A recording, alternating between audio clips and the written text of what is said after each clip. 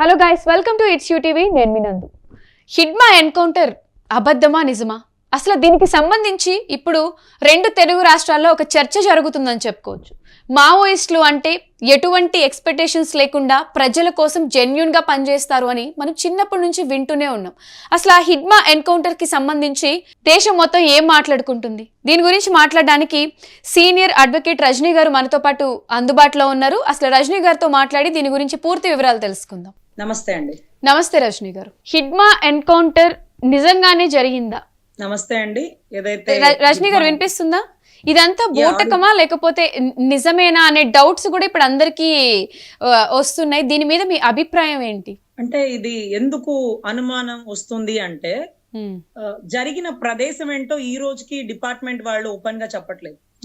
అంటే మావోయిస్టులు విజయవాడలోని ఒక పరిసర ప్రాంతాల్లో ఒక ఇల్లు తీసుకొని ఉన్నారు అని చెప్తున్నారు. అంటే గతంలో ఎప్పుడు ఒక 60 ఏళ్ల నుంచి 70 ఏళ్ల నుంచి అంటే స్వాతంత్రం వచ్చిన తర్వాత నుంచి అడవుల్లో అన్నలు ఎక్కువగా ఉంటూ ఉంటారండి. అంటే అప్పట్లో బ్రిటిష్ వాళ్ళు భారతదేశం వదిలి వెళ్ళిపోయిన తర్వాత ఆ మిగిలిన భూములు ఎవరైతే ఉన్నారో వాళ్ళు పెట్టుబడిదారులు ఒకే మాదిరిగా 1000 ఎకరాలు 100 ఎకరాలు 2000 ఎకరాలు ఆక్యుపై చేసేస్తున్నారు. ఇక ఏ రైతుకి భూమి లేదు. మీరు కౌలు చేసుకోండి, మీరు బతకండి, మీకు రూపాయి లేదు, ఇది అది అంటూ వాళ్ళు చాలా నరకం పడుతున్నారు. దళారుల వల్ల, లేకపోతే పెట్టుబడిదారుల వల్ల, పెత్తందారుల వల్ల. సో అటువంటి అప్పుడు వాళ్ళల్లో ఒకళ్ళు చైతన్యవంతులైన వాళ్ళు ఆ తప్పుని ప్రశ్నించడానికి జనాల్లో ఉండి ప్రశ్నిస్తే వాళ్ళు ఎవరో కొడుకు, ఎవరో భర్త, ఎవరో కుటుంబ సభ్యుడు అనుకోండి, ఆ కుటుంబాన్ని ఇబ్బంది పెడతారు. సో వీళ్ళు ఏం చేసినారు, ఒక గుంపులుగా అడవుల్లో అన్నల్లాగా వెళ్ళిపోయి వీళ్ళు ఎవరో ఒక పెట్టుబడిదారి ఆ వ్యక్తిని చంపేస్తారు. ఏది ఇంతమంది ప్రజల్ని ఇబ్బంది పెడుతున్నాడు కాబట్టి. ఇతను ఎవరు అనేది ఆ పెట్టుబడిదారి వ్యక్తికి తెలియదు కాబట్టి ఆ నెక్స్ట్ పెట్టుబడిదారి వ్యక్తి కొడుకు ఎవరైతే ఉన్నాడో అతను వీళ్ళని టార్గెట్ చేయలేడు. వీళ్ళు ఎవరో అడవుల్లో ఉంటారు, ఆ టైంకి వస్తారు, తప్పెక్కడ జరిగినా ప్రశ్నిస్తారు, అక్కడ ఒక రెడ్ కలర్ కండువా వేస్తారు, అక్కడ ఒక లెటర్ రాస్తారు, మీరు ఇలాగ పెత్తందారి చేయడం వల్లే మీ చావు గురైంది, ఇంకొక రెండోసారి ఈ తప్పు ఇక్కడ జరిగిందంటే నెక్స్ట్ ఇంకొక చావు కూడా బిగిన్ అవుతుంది అని రాస్తారు. అక్కడ ఉన్న వాళ్ళందరూ భయపడతారు. సో ఇది వాళ్ళ టార్గెట్. ఇది కూడా మహారాష్ట్రలోనే నక్సలిజం లాంటిది అక్కడ పుట్టింది. తర్వాత ఛత్తీస్గఢ్, ఒరిస్సా పరిసర ప్రాంతాల్లో ఒక్కొక్కసారి ఎలా ఉంటుందంటే చదువుకున్న వాళ్ళు మెయిన్ గా ఉస్మానియా యూనివర్సిటీకి సంబంధించినటువంటి చాలా మంది విద్యార్థులు ఎవరైతే ఉన్నారో ఒక 40-50-60 ఏళ్ల క్రితం, ఒక 40-50 ఏళ్ల క్రితం, ఇప్పుడు సపోజ్ సీతక్క గాని, విమలక్క గాని, వీళ్ళందరూ అసలు గద్దరన్నతో సహా అందరూ కొంత నక్సలిజం బ్యాక్గ్రౌండ్ లోంచి వచ్చిన వాళ్ళే. అంటే తప్పుని వ్యతిరేకిస్తారు, తప్పుని తిరగబడతారు, తప్పు చేసిన వాడిని చంపడానికి సైతం వెనుకాడు. సో అది ఒక ప్యాటర్న్ ఆఫ్ వ్యూ అన్నమాట. సో మనం చదువుకున్న వాళ్ళం ఏంటంటే రాజ్యాంగం మనకు తెలుసు కాబట్టి మీరు చట్టాన్ని చేతిలో తీసుకోకూడదు, మీరు చంపకూడదు. సరే, అదొక వే. ఇప్పుడు హిడ్మా చావుకు సంబంధించి ఏంటంటే అడవుల్లో ఉండేవారు జనసంచారంలోకి రారు. మరి ఎందుకు వచ్చినారు అంటే విజయవాడ వచ్చారు, విజయవాడలో ఎన్కౌంటర్ జరిగిందనే వార్త ప్రచారంలో ఉంది. బట్ అందులో నిజం ఎంత, నిజంగానే వాళ్ళు విజయవాడ వచ్చారా అనేది మాత్రం ఎక్కడ ఎటువంటి ప్రూఫ్స్ ఎవిడెన్స్ తో చూపించలేకపోయారు ఇప్పటి వరకు. అసలు చాలా దారుణం అండి. వాళ్ళు విజయవాడలో చంపడం అనేది అసలు జరిగే పనే కాదు. అది అసలు విజయవాడ నడిబొడ్డు ఆటోనగర్ పరిసర ప్రాంతాల్లో మావోయిస్టులు ఉంటే అసలు ఆ పరిసర ప్రాంతాల్లో చుట్టుముట్టి ఒక విజిలెన్స్, ఒక ఇంటెలిజెన్స్, ఒక పెద్ద పెద్ద వింగులు, టీములు అన్ని వచ్చి చుట్టుముట్టేసేవి. రాష్ట్రంలో విజయవాడ అంతా అలర్ట్ చేసి పడేసేవాళ్ళు. ఎందుకంటే లోపల వాళ్ళు ఎలా ఉంటదంటే, ఒకవేళ మానవ బాంబులుంటే వాళ్ళు చనిపోయే పరిస్థితులు నెలకొంటే ఆ చుట్టుపక్కల అంతా స్మాష్ అయిపోతాయి. అంతే కదా, ఆ టెర్రరిజం లో అలా ఉండేవాళ్ళు కదా. కానీ మావోయిస్టులు అడవుల్లో మన్యం జిల్లా, అల్లూరు సీతారామ జిల్లాకు సంబంధించిన ఈ హిడ్మా అనే వ్యక్తి విజయవాడకి ఎందుకు వచ్చినాడు? ఇక్కడ అసలు వాళ్ళు ఉండరండి, వాళ్ళు ఎప్పుడు అడవుల్లో ఉంటారు. అంటే వాంటెడ్ గా ఈయన తీసుకొచ్చి వెనక ఉన్న టీం అంతా కూడా కొంచెం భయపెట్టడానికి ఇదంతా ఎవరైనా కావాలని చేశారు అని అనుకోవచ్చా? నేను ఇందాక విమలక్క గారి స్టేట్మెంట్ విన్నానండి. వీళ్ళందరూ నేను తెలంగాణ దిశ ఎన్కౌంటర్ కేసు చేసేటప్పుడు నాకు గద్దరన్న నాకు అన్ని రకాలుగా సపోర్ట్ చేసేవాడు. తర్వాత ఆ ఊరికి ఏదైతే మక్తల్ నారాయణపేట జిల్లాకి నేను ఒంటరిగా వెళ్ళేటప్పుడు కూడా గద్దరన్న చెప్పేవాడు, ఆ పోలీసులు, తర్వాత సజ్జనార్ గారి అభిమానులు, కేసీఆర్ గారి అభిమానులు, వీళ్ళందరూ ఈ కేసు నువ్వు ఛేదిస్తున్నావు కాబట్టి నీకు ఏదైనా ఇబ్బంది చేయడానికి చూస్తారేమోనమ్మా, కానీ ఎప్పుడు ఒక అన్నల నీడ నీ మీద కాపు కాస్తుంటది. ఎందుకంటే నువ్వు ఎవరికో మంచి చేయడానికి చూస్తున్నావు, నీకు మంచి చేయడమే వాళ్ళ ధర్మం. వాళ్ళు ఎప్పుడు పోలీసులకు వ్యతిరేకంగా ఉంటారు. ఎందుకంటే పోలీసులు ఏదో తప్పు చేస్తున్నారు అనే నానుడితోనే ఉంటారు. నిజంగా పోలీసులు తప్పు చేస్తున్నారంటే వాళ్ళు దేనికి వెనుకాడరు. అలాంటిది నాకు ఎక్కడ ఇబ్బంది లేకుండా అడుగడుగున ఏదో కనపడనే నీడ వెంటాడుతూ నన్ను కాపాడుతుందని నేను భావిస్తా. ఎందుకంటే నాతో 7 సార్లు మాట్లాడినప్పుడు గద్దరన్న వాళ్ళ గురించి ప్రస్తావించాడు. వాళ్ళు ఎవరో మనకు తెలీదు, వాళ్ళు మనకే వచ్చి సహాయం చేస్తుంటారు. మీరు ఇలా బస్ కి వెళ్ళకండి, ఈ రూట్ మ్యాప్ లో వాళ్ళందరూ ఇక్కడే ఉంటారు, మీరు ఈ రోజు ట్రైన్ కి రండి, రేపు మన విజయవాడలో గన్నవరంలో ఒకతను ఫ్లైట్ టికెట్ వేస్తాడు, అలా వెళ్ళండి, ఇలా ఇబ్బంది అన్నప్పుడు నేను గద్దరని అడిగేదాన్ని, ఎవరన్నా వీళ్ళంటే ఇతను ఎంఆర్ఓ, ఇతను ఇంకోటి అని చెప్పేవాళ్ళు. సో ఇట్లా ఒక డైరెక్షన్ అనేది ఇచ్చేవాళ్ళు, ఈ ఫ్లైట్ ఎక్కండి ఇలా. అంటే వాళ్ళకి మనకి ఏ ట్రాన్సాక్షన్ ఉండదు, వాళ్ళు ఎవరో కూడా మనకు తెలియదు, ఆ టైంకి కనపడేవాళ్ళు. బట్ వాళ్ళు అడవుల్లో అన్నలా నిజంగా ఉద్యోగస్తులు కూడా మనకు తెలియదు. కాకపోతే ఎప్పుడు అనేవాడు, అన్న ఒక కనపడని నీడ ఎప్పుడు కాపు కాస్తుందమ్మా అనేవాడు. తర్వాత ఈ రోజు ఈ హిడ్మా చావుకి సంబంధించి వాళ్ళు అల్లూరి సీతారామరాజు జిల్లా దాటి బయటికి రారు.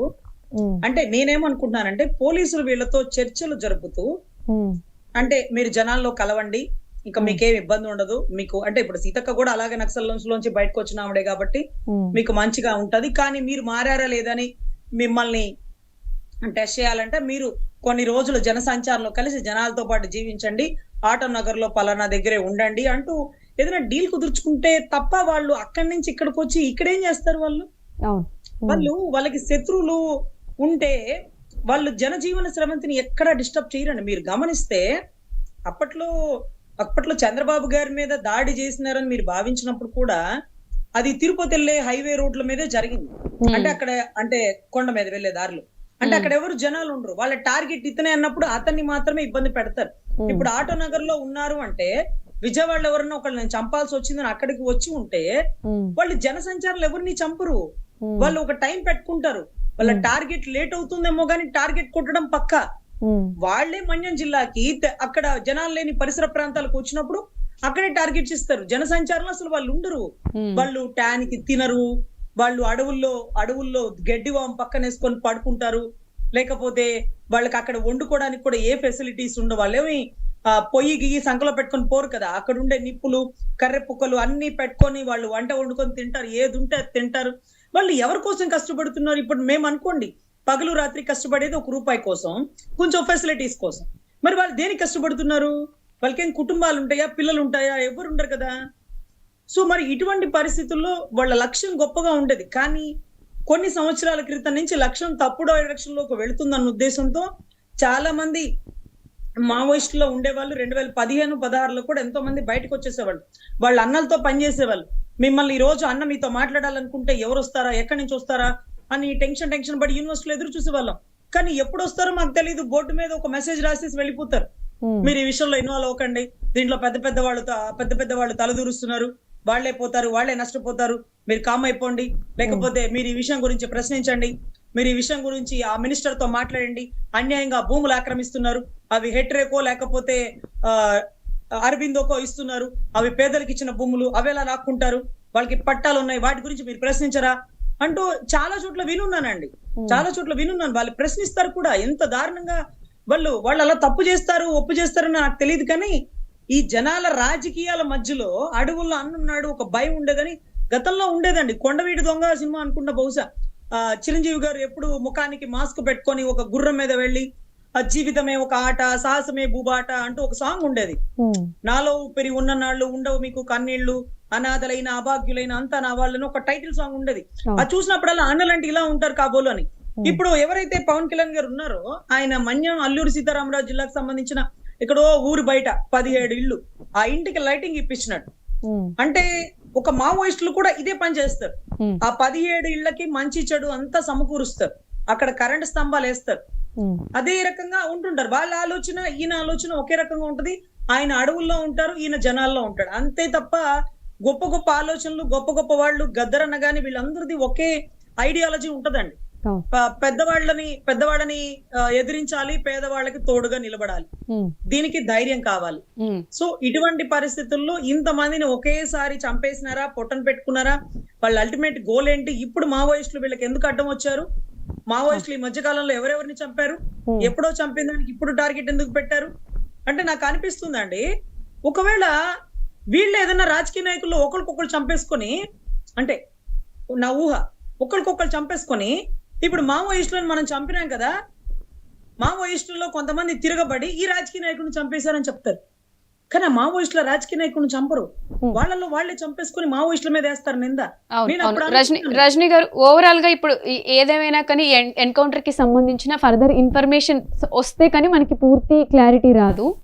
అంటే 100% అండి. ఇది విజయవాడలో జరిగిందా, మన్యం జిల్లాలో జరిగిందా? విజయవాడ అయితే 100% జరిగి ఉండదండి, మన్యం జిల్లాలో జరిగింది. ఎందుకంటే ఇప్పుడే ఎందుకు కదిపారు ఈ ఘటన అనేది చాలా కాంప్లికేటెడ్, చాలా సెన్సిటివ్ ఇష్యూ అండి. సో ఫర్దర్ గా దీనికి సంబంధించి ఎటువంటి అప్డేట్స్ వస్తాయో చూసిన తర్వాత మళ్ళీ మనం ఇంకొక డిబేట్ చేద్దాము. థ్యాంక్ యూ సో మచ్ అండి.